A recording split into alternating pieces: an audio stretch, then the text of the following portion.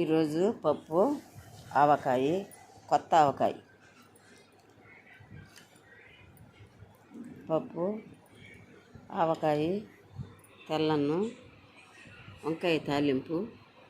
మనిషికి నాలుగుకి ఎన్ని రుచులు కోరద్దు, ఉన్నా లేకపోయినా దానికి మాత్రం రుచులు కావాలి. నాలుగుకి ఎన్ని కోరికలు కోరద్దు.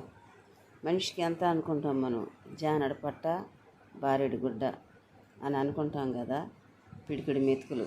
కానీ అలా కుదరదు. మనిషి ఆశాజీవి. ఎన్ని పెట్టుకొని తిన్నా మనిషికి తృప్తి అనేది ఉండదు. కానీ ఇప్పుడు ఆవకాయ, పప్పు, వంకాయ సూపర్గా ఉంటుంది. ఇంకా మనకే ఈ పిడికిడి మెతుకులు సంపాదించుకొని తినడానికి ఎన్నో కష్టాలు, ఎన్నో బాధలు పడుతున్నాం. మరి నోరు వాయిలేని మూగజీవులు ఏం చేస్తున్నాయి? వాటికి కూడా మన తినే ధాన్యంలో కానీ, అన్నంలో కానీ, ఏదన్నా కూడా మన చేతిలో కొంచెం గాన జార వదిలేస్తే బయట అవి కూడా ఏరికి తిని పక్షులు బతికిపోతాయి. ముందు ఆ పని చేయండి. ఏది చేసినా చేయకపోయినా నోరు లేని జీవులకి మనం వేస్తేనే బయట ఏదన్నా ఉంటే, పండు కాయ ఉంటే తింటాయి.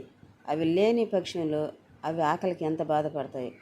మనకు అన్నం టయానికి ఆ పిడికిడి మెతుకులు తినకపోతే మనకి ఎంత బాధగా ఉంటుందో అంతకంటే ఎక్కువ వాటికి కూడా బాధ ఉంటుంది.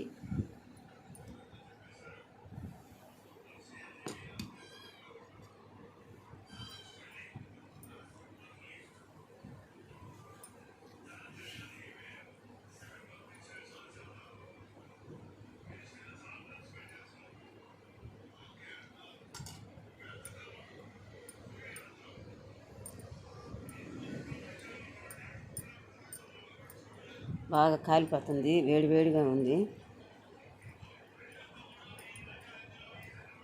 కొంచెం పలసగా చేసుకున్నాం, బాగుంటుంది.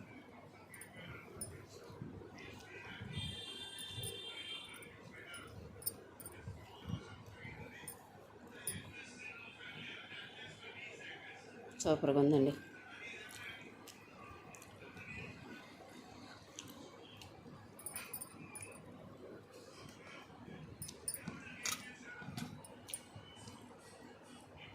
నాలుగుకి రుచులు కోరిందే కోరుద్ది.